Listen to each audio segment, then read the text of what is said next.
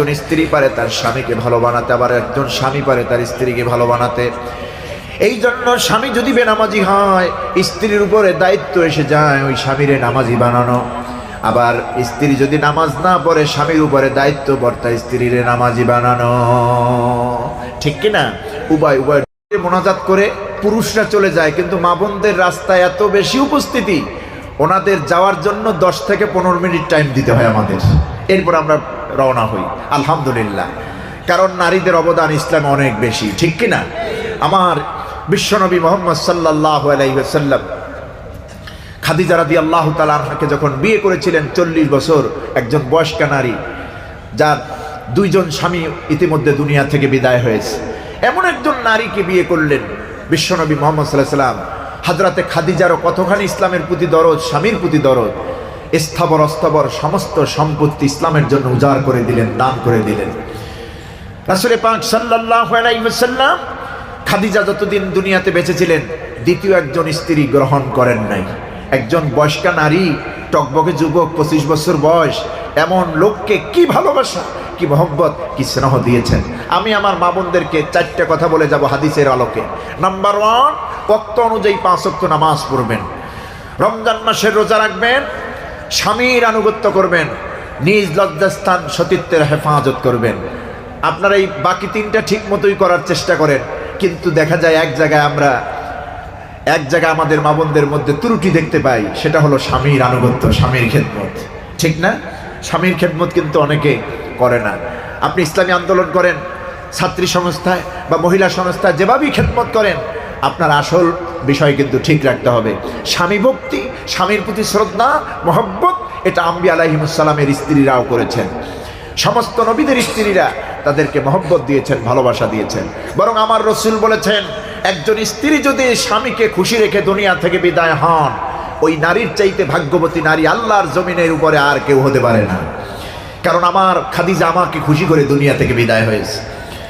নবীজি বলেছেন, আইয়ুমা ইমরাতিন মাতাত, কোন স্ত্রী যদি মারা যায়, স্বামী যদি বেঁচে থাকে, ওয়া যাওজুহা আনহা রাদিন, স্ত্রী মারা গিয়েছে, স্বামী বেঁচে আছে, এমন দৃশ্য আছে না নাই?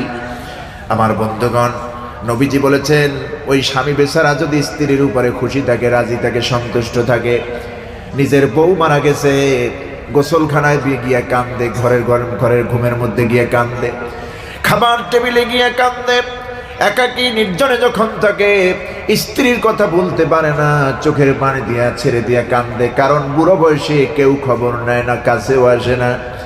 স্ত্রী যখন চলে যায়, স্ত্রীকে যখন হারায় ফেলে, তার একটা অঙ্গ চলে যায়। এই স্বামী যদি স্ত্রীর প্রতি এভাবে খুশি থাকে, সন্তুষ্ট থাকে, চোখের পানি ফেলে দেয়, নবীজি বলেছেন, দাখালাতিল জান্নাহ, ওই নারী আল্লাহর জান্নাতে প্রবেশ করবে। এখন আমি আমার মা বোনদেরকে প্রশ্ন করব, এমন স্ত্রীকে আপনি হতে পেরেছেন? স্বামীকে সন্তুষ্ট রেখে আপনি দুনিয়া থেকে বিদায় হলে আপনার স্বামী খুশি হবে আপনার উপরে? আমি আপনাদেরকে বলবো, এমন অবস্থাটাই আপনি তৈরি করবেন যাতে করে আপনার স্বামী আপনার প্রতি খুশি থাকে। যেভাবে চললে আপনার স্বামী খুশি থাকে, যেভাবে বললে, যেভাবে খেলে, যেভাবে হাঁটলে, চললে আপনার স্বামী খুশি থাকে, সেইভাবে আপনি আপনার জীবন পরিচালনা করবেন। সন্তানদেরকে তার বিয়াত শেখাবেন, ঘরটাকে বানাবেন ইসলামের দুর্গ। আজকে আপনি মা, আপনি একটি জাতির কারিগর। Give me a good mother, I shall give you a good nation. তুমি আমাকে একটি ভালো মা দাও, আমি তোমাকে একটি ভালো জাতি উপহার দেবো। ঠিক কিনা? আমার বন্ধুগণ, আপনারাই তো আল্লামা সাঈদীর মা হবেন। আপনাদের পেটে জন্ম হবে আব্দুল কাদের জিলানী রহমাতুল্লাহ আলাইহি, আপনাদের পেটে জন্ম হবে আবু হানিফা রহমাতুল্লাহ আলাইহি। দিনের মুজাদ্দিদ যারা জন্ম হবে, কোরআনের হাফেজ আপনাদের পেটে জন্ম হবে। আপনাদের পেটে জন্ম হবে আল্লামা কামরুল ইসলাম সাঈদ আনসারী হাফিজাহুল্লাহ। আপনাদের পেটে জন্ম হবে শাহজাহান চৌধুরী, মাজলুম জননেতা। ঠিক কিনা? এই জন্য মা বোনদেরকে আপনাদেরকে প্রস্তুতি হতে হবে, ইসলাম ঘরটাকে ইসলামের দুর্গ বানানো, তার বিয়াস শিক্ষা দেওয়া, আদব শিক্ষা দেওয়া, সব সময় পর্দা করে চলা, হালাল খাওয়া, স্বামী কোন ইনকাম করে, কোন সোর্স ইনকাম করে, এটার দিকে নজর করা। স্বামী যদি বেকায়দায় যায়, সেখান থেকে জাহান্নাম থেকে ফিরিয়ে আনার দায়িত্ব আপনার। স্বামী যদি বেনামাজি হয়, নামাজি বানাবেন আপনি। নিজে নামাজ পড়লে হবে না, আপনি নামাজ পড়েন, আপনার স্বামী রিক্সাওয়ালা, ঠেলাওয়ালা, দিনমজুর, দোকানদারি করে, চাকরি করে, অফিস থেকে আসে, এক ওয়াক্ত নামাজও পড়ে না। এরকম স্বামী আছে না নাই? আমার মা বোনদেরকে বিনয়ের সঙ্গে বলবো, একজন স্ত্রী পারে তার স্বামীকে ভালো বানাতে, আবার একজন স্বামী পারে তার স্ত্রীকে ভালো বানাতে। এই জন্য স্বামী যদি বেনামাজি হয়, স্ত্রীর উপরে দায়িত্ব এসে যায় ওই স্বামীরে নামাজি বানানো। আবার স্ত্রী যদি নামাজ না পড়ে, স্বামীর উপরে দায়িত্ব বর্তায় স্ত্রীরে নামাজি বানানো। ঠিক কিনা? উভয়ের জন্য পরিপূরক দায়িত্ব নিয়ে নেবেন। আর সবচেয়ে গুরুত্বপূর্ণ একটি বিষয় হলো হালাল এবং হারাম, এই দিকটা খেয়াল করবেন। আপনার স্বামীর ইনকাম সোর্স কি, কোত্থেকে কি আসে, এটা খেয়াল করবেন। ইসলামী আন্দোলনের যারা সহধর্মিনী, সহকর্মী, ইসলামী আন্দোলনের যারা করে, এরা কিন্তু হালাল হারামটা খুব ভালো করে তমিজ করে চলে। কারণ আমরা দেখেছি 2008-এ যখন আমাদের নেতা, দুইজন নেতা ছিলেন সংসদে এবং ভালো দুটো মন্ত্রণালয় পেয়েছিলেন, যখন বাংলাদেশের তত্ত্বাবধায়ক সরকার বাংলাদেশের বড় বড় নেত্রী, বড় বড় নেতা, রাঘব বোয়ালদেরকে অ্যারেস্ট করলো, দুর্নীতির মামলা, 1000 কোটি টাকা পেল, কিন্তু এই দুইজন নেতার 4 পয়সা তো দূরের কথা, 1 আনা পয়সাও পান নাই দুর্নীতি। ঠিক কিনা? তাদের দুনিয়ার প্রতি লোভ ছিল না। ওনাদের বাসায় যারা গিয়েছেন তাদের মুখে আমি শুনেছি, ও সময় তো আমরা ছোট ছিলাম, একজন মন্ত্রী, শিল্পমন্ত্রী, তার বাসায় সোফা চেয়ার ছিল না, প্লাস্টিকের হাতাওয়ালা চেয়ার। গায়ের জামাটা যখন খুলতেন দেখতেন ভিতরে গেঞ্জিটা অনেক জায়গায় ফুটো, ছোট ছোট ফুটা আছে। বাসা থেকে টিফিন বক্স করে খাবার নিয়ে আসতেন, মন্ত্রণালয় খেতেন। আর আমাদের যে হাসাও মাহমুদ দেখছেন না, বড় বড় লেকচার দিয়ে এখন পালাইছি কোথায়, টেবিল ভর্তি খাবার। আবার আমাদেরকে বলে মৌলবাদ, আমাদেরকে বলে জঙ্গিবাদ। এই জঙ্গিবাদ মৌলবাদের ট্যাগ দিয়ে চলছে এরা, কথা বুঝতেছেন? এই স্লোগান এখন আর পৃথিবীতে খায় না, এগুলি খায় না। এই জন্য ইসলামী আন্দোলনের আরেকটা ধারা হলো, রূপ হলো হালালকে গ্রহণ করা, হারামকে প্রশ্রয় না দেওয়া। হালাল যদি আপনি খান, ওখানে সঠিক বীজ বপন হবে ইনশাআল্লাহ। কোরআনের পাখি তৈরি হবে, কোরআনের হাফেজ তৈরি হবে, ঘরটা হবে জান্নাতের টুকরা। স্বামী স্ত্রীর মধ্যে মহব্বত থাকবে, ওই ঘর হবে জান্নাতের টুকরা। যাদের মা আছে, বাবা আছে, মন ভরে খেদমত করবেন। আল্লাহ বলছেন অকফিদ লাহুমা জানাহাদ্দুল্লি মিনার রহমা, তোমার মা বাবার জন্য তোমার রহমতের ডানা প্রসার করে দাও, খেদমতের ডানা প্রসার করে দাও। হিসাব নিকাশ চলবে না, মা বাবার জন্য কোনো হিসাব নাই, যত খরচ আল্লাহ তত দিবেন। কোন সুবহানাল্লাহ। এই জন্য মা বাবার জন্য খরচ করতে রাজি আছেন তো? আমার যুবকের, আমার কলিজার টুকরা ভাইয়েরা, এটা ভালো করে ইয়াদ রাখতে হবে। মা বাবার সঙ্গে কথা বলতে হবে ভদ্রতার সাথে, সম্মানের সাথে। অকুল্লাহুমা কাওলান কারীমা, সম্মানজনক কথা।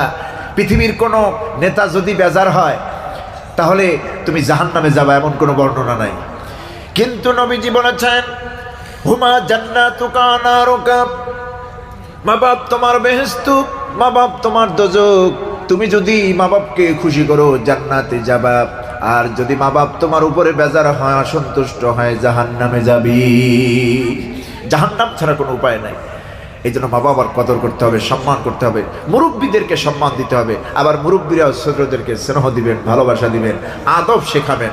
আজকে আমাদের দেশে আদবের খুব অভাব, কারণ বেআদবে ভরে গিয়েছিল এই দেশটা, কথা বুঝতেছেন? ওদের ছাত্র সংগঠন, আমি নাম নিলাম না আমার মুখ দিয়া, এদের থেকে বড় ইয়াজুজ মাজুজ পৃথিবীতে আর আছে কিনা সন্দেহ।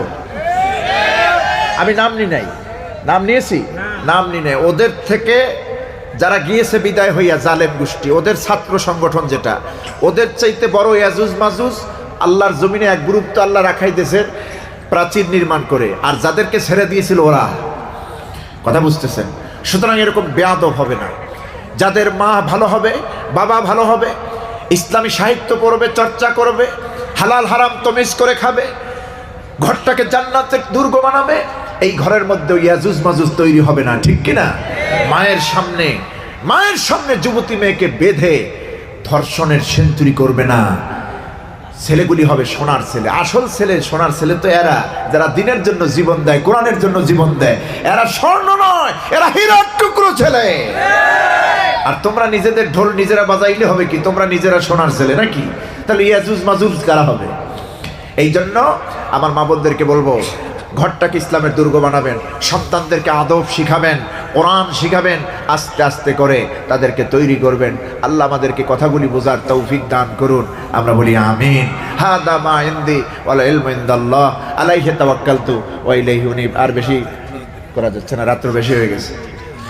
সকলে একটু ইস্তেগফার করি। আস্তাগফিরুল্লাহ রাব্বি মিন কুল্লি যামবি ওয়া আতুবু ইলাইহি লা হাওলা ওয়ালা